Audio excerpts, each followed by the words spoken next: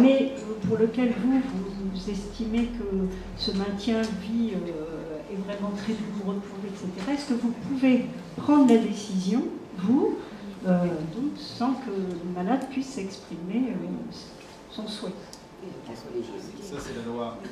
C'est la loi Claes, enfin la loi Leonetti, qui dit que, pour résumer, c'est un droit nouveau, enfin la loi Leonetti, dans son article 1er, c'est le refus de l'acharnement, de l'obstination déraisonnable. Donc, le droit d'arrêter des traitements pour ne pas vivre une situation insupportable.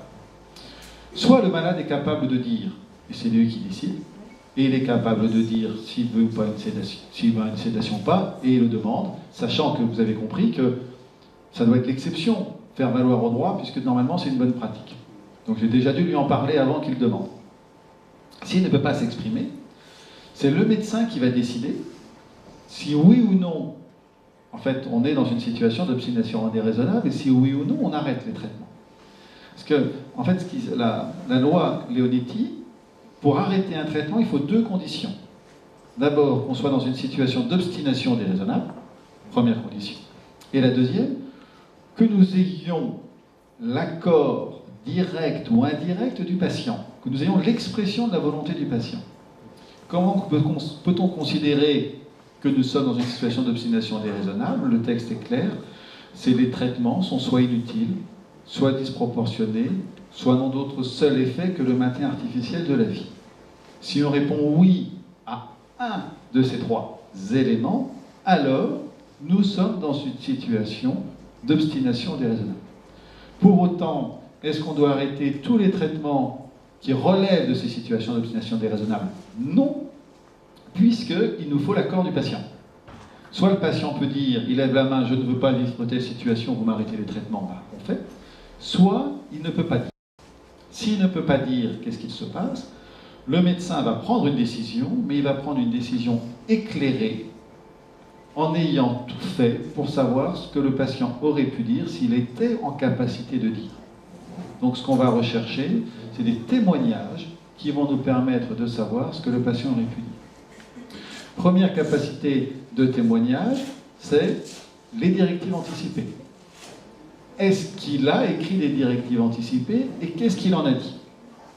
S'il a écrit des directives anticipées, c'est clair, on doit suivre les directives anticipées, sauf deux situations, si elles sont manifestement inappropriées ou non conformes à la situation médicale.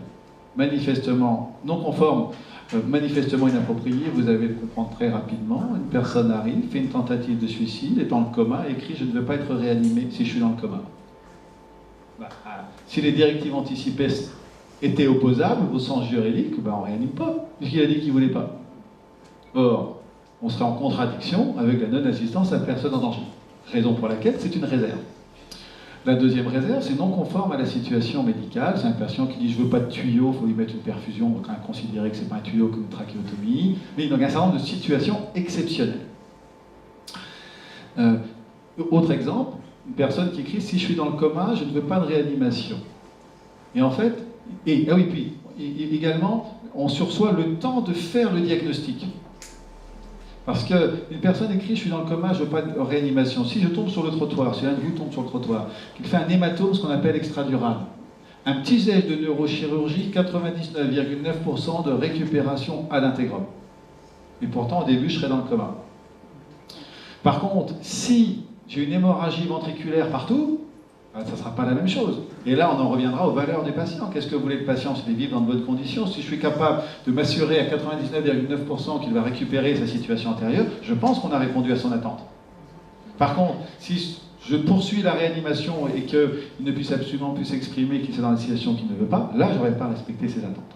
Donc, hormis ces situations, je suis les directives anticipées. Je n'ai pas de directive anticipée. Qu'est-ce que je fais? Je dois aller chercher la personne de confiance. Et je vais demander à la personne de confiance de dire ce qu'aurait pu dire le malade. Je m'en fous de savoir ce que la personne de confiance pense pour elle-même. C'est un porte-parole. C'est pas simple d'être porte-parole. À part nos amis politiques qui sont porte-parole, c'est pas simple. Mais on voit bien que porte-parole, c'est pas dire ce qu'on pense. Il suffit de voir les débats politiques. Porte-parole sont capables de dire l'inverse de ce qu'ils pensent. Ils portent la parole d'eux. J'ai pas de personne de confiance. alors je vais voir la famille ou les proches. Mais si j'ai une personne de confiance, je ne vais pas voir la famille ou les proches. C'est la loi. Avant, on voyait les 3 éléments. Directive anticipée, personne de confiance, la famille et les proches, et on faisait un micmac de tout ça. Maintenant, il y a une hiérarchie. Directive anticipée. Il n'y en a pas, je vais voir la personne de confiance. Il n'y en a pas, je vais voir la famille ou les proches. Et je vais, avec tous ces éléments, me faire une intime conviction de ce qu'aurait souhaité le patient. Et à partir de là, soit j'ai l'intime conviction qu'il voudrait qu'on poursuive les traitements, alors je le fais, soit j'ai l'intime conviction que le patient ne voudrait pas, et je les arrête. On rajoute en même temps une procédure collégiale avec plusieurs médecins et les infirmières et les équipes de soins pour partager autour de ça. À plusieurs, on est plus intelligent que tout seul quand même. Si le malade n'a rien dit, notamment, rappelez-vous l'affaire Vincent Lambert, où on a dit oui, avec l'affaire Vincent Lambert, on demande d'arrêter la nutrition et l'hydratation à tous les patients en état végétatif. Pas du tout, pas du tout. Le Conseil d'État a dit que si une personne n'a pas donné d'indication sur ce qu'elle souhaite, on ne doit pas présumer qu'elle voudrait qu'on arrête les traitements. Alors les juristes, ils sont forts, c'est une double négation. On ne doit pas présumer qu'elle voudrait qu'on arrête. En gros, si on fait en français normal, si je n'ai aucun témoignage de la personne, je dois continuer les traitements. Donc, pour les personnes qui sont en état végétatif chronique, par exemple, si nous n'avons aucun témoignage, nous devons présumer que la personne voudrait vivre. Et là, c'est le droit français qui protège la vie.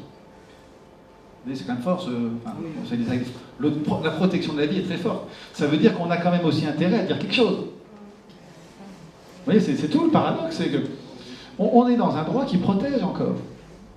Et quand j'entendais dans les débats sur, oui, la loi Claes-Leonetti, la loi Leonetti, c'est pour arrêter les traitements de toutes les personnes en état végétatif, c'est tout l'inverse. C'est simplement donner le droit à une personne de lever la main directement ou indirectement et de dire « je ne veux pas vivre cette situation ». Et derrière la sédation, c'est tout simplement dire « oui, lorsqu'on va arrêter les traitements, il y a un risque que vous souffriez, on va vous épargner cette souffrance ». En gros, je résume, mais c'est quand même ça la volonté. Et derrière, on interprète. Voilà. Ensuite, après, on a des enjeux qui dépassent la médecine. Et nous, on est au milieu de tout ça. Vous, comme moi, on voit les patients, on essaye de se démerder avec tout ça. Petite précision sur les avis.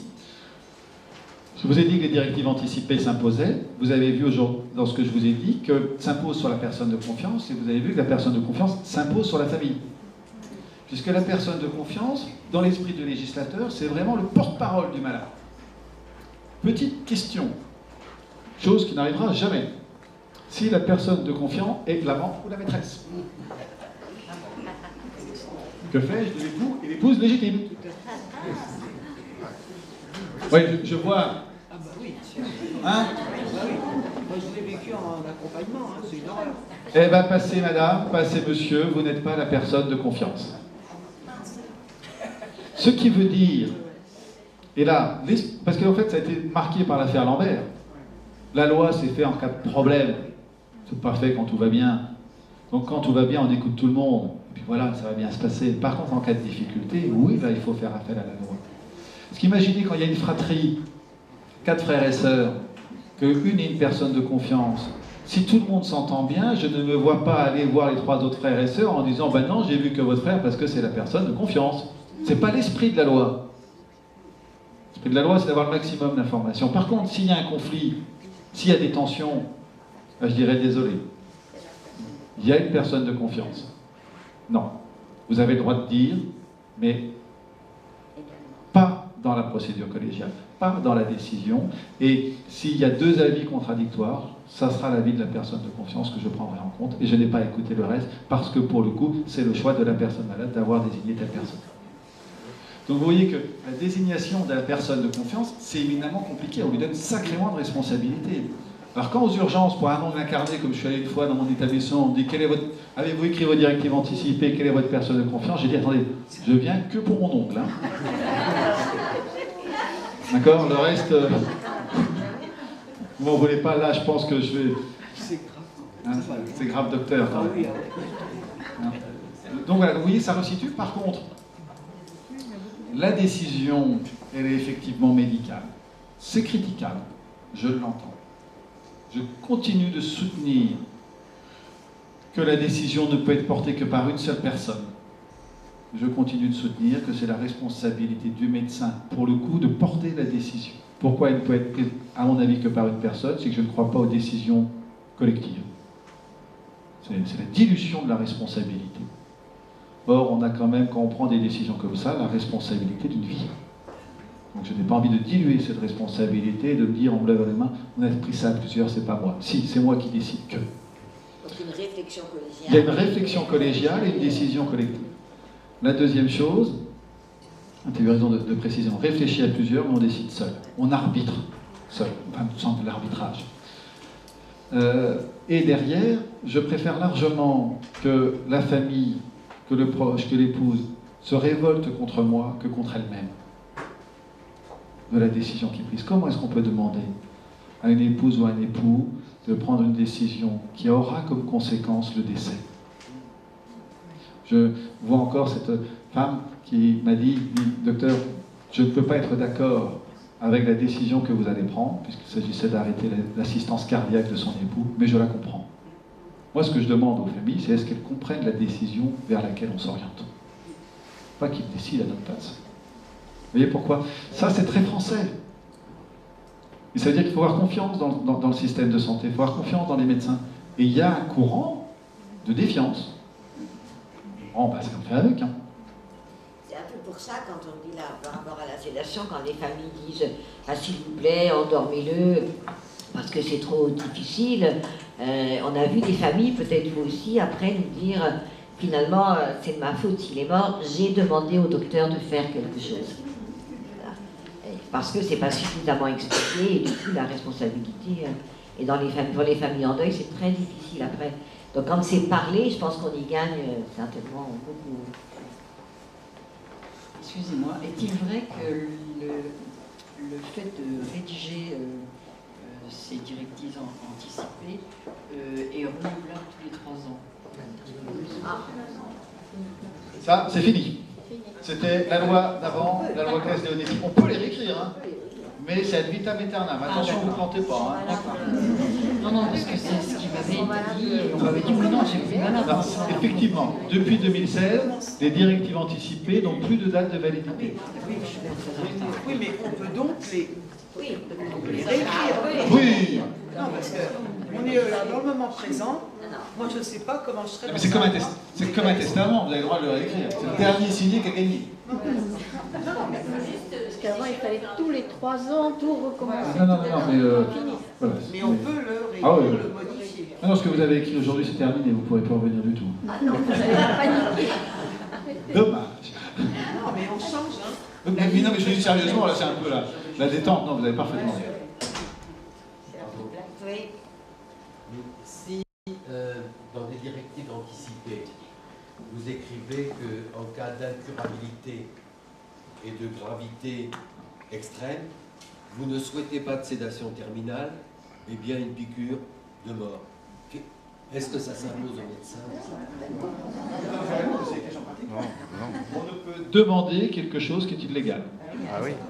Ah oui. Et même si, alors, en plus, deuxième point, c'est que normalement, dans les directives anticipées, on doit demander, ça porte sur l'arrêt, la poursuite ou la non-mise en œuvre d'un traitement. Ça ne mise en œuvre d'un traitement. Alors ça, c'est important, parce que puisqu'elle s'impose, si on disait « je veux telle ou telle chose », on aurait pu voir des patients arriver sur des situations désespérées, nous dire « je veux la réanimation, je veux le cœur artificiel, je veux ci, je veux ça, je veux ça ». Vous imaginez bien que, voilà, à un moment donné, voilà, si on se prend un platane à 300 km/h, c'est platane qui gagne, hein, malheureusement. Donc votre question est très pertinente.